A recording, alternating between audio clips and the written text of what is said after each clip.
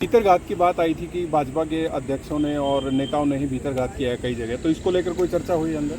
ऐसा है, ये भारतीय जनता पार्टी का संगठन है। ये संगठन बड़ा मजबूत संगठन है। जब किसी को कमल का निशान मिल जाता है तो किसी भी तरह के कोई भीतरघात की बात ही नहीं रहती।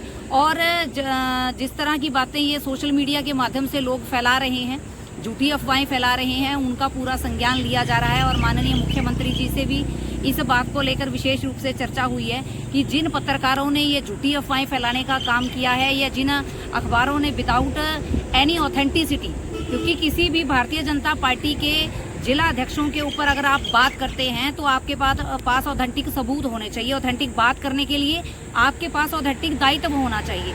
जिला अध्यक्ष के बारे में कोई भी बात कहने का अधिकार केवल और केवल उसके प्रदेश अध्यक्ष को होता है, जो माननीय नायब सिंह सैनी जी स्वयं है। और इन्होंने इस बात का भरपूर खंडन किया है कि जो ये मीडिया के माध्यम से बातें फैलाई जा रही हैं, ये बिल्कुल सरासर गलत है और इसका पूरा संज्ञान लिया जाएगा। मोहनलाल बड़ौली जो आपके प्रत्याशी सोनीपत के, तो खुद भीतरी उन्होंने खुद आरोप लगाया कि बीजेपी नेताओं ने मनोहर लाल ने कहा कि सब तरह के नेता हैं, विधायक है, सांसद है। देखिए, ये चुनाव की एक प्रक्रिया रहती है। प्रक्रिया के दौरान अगर किसी भी कार्यकर्ता का या किसी भी भारतीय जनता पार्टी के पदाधिकारी का ऐसा कोई किसी तरह का सबूत सामने आता है कि उसने कोई भीतरघात किया है, तो ये भारतीय जनता पार्टी का संगठन है।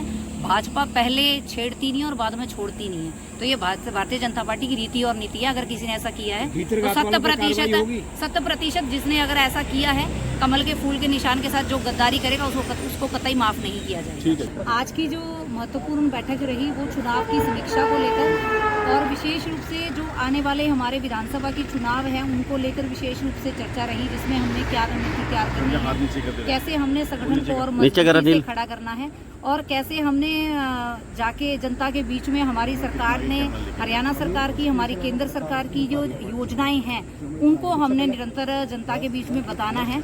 और विशेष रूप से उन्होंने इस बात के लिए भी पूछा कि हम और बेहतर कैसे तरीके से आम व्यक्ति तक हमारी योजनाओं को पहुंचा सकते हैं और ऐसी क्या योजनाएं नई लागू कर सकते हैं जिससे जनता को और ज्यादा लाभ हो सके। मेरा करवा रहा और मतदान हुआ है, उसको लेकर भी कोई फीडबैक लिया गया है कि किस तरीके से किन किन विधानसभा क्षेत्रों में लोकसभा में हम मजबूती से नजर आए हैं या कहां पर और ज्यादा मेहनत करने की जरूरत है, इस पर कोई चर्चा हुई है? जी, डेफिनेटली 10 की 10 लोकसभा सीटों के ऊपर बड़े गहरे मंथन के साथ, चिंतन के साथ और एक एक विधानसभा का उन्होंने रिपोर्ट ली है कि कौन सी विधानसभा है जिसमें हम बहुत ज़्यादा मजबूत हैं और कौन सी विधानसभा है जिसमें हमें विशेष रूप से ज़्यादा काम करने की ज़रूरत है।